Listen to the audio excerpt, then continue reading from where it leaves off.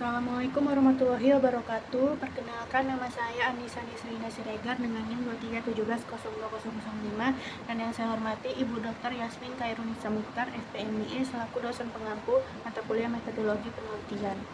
Kali ini saya akan menampilkan presentasi seminar proposal yang berjudul Buy Now Pay Later, dampak tren later payment terhadap gaya hidup mahasiswa Fakultas Ekonomi USU. Baik, latar belakang yang saya tampilkan ini ada pun data 5 e-commerce dengan pengunjung terbanyak di Indonesia. Yang pertama paling tinggi itu ada Shopee.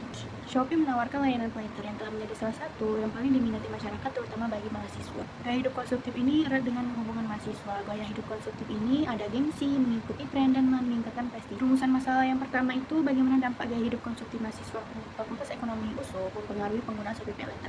Yang kedua, bagaimana persepsi mahasiswa terhadap risiko pelayanan pay later dan bagaimana mereka menghindari risiko tersebut. Penelitiannya itu ada 3, menganalisis dampak gaya hidup konsumtif mahasiswa. Yang kedua, mengidentifikasi persepsi mereka terhadap risiko.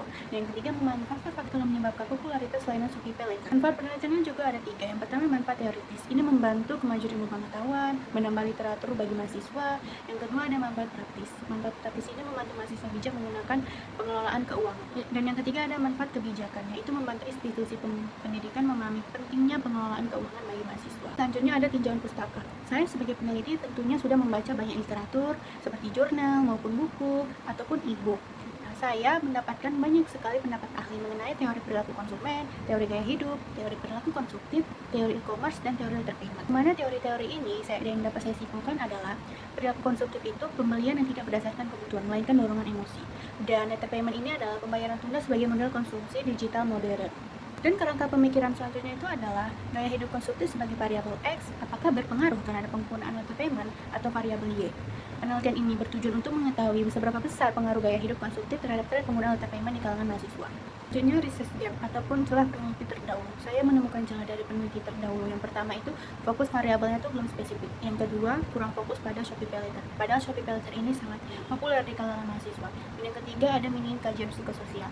Peneliti terdahulu itu lebih mementingkan faktor ekonomi dan statistik. Dan yang terakhir, kebutuhan data terkini tahun 2025 belum menangkap tren konsumsi terbaru pasca pandemi.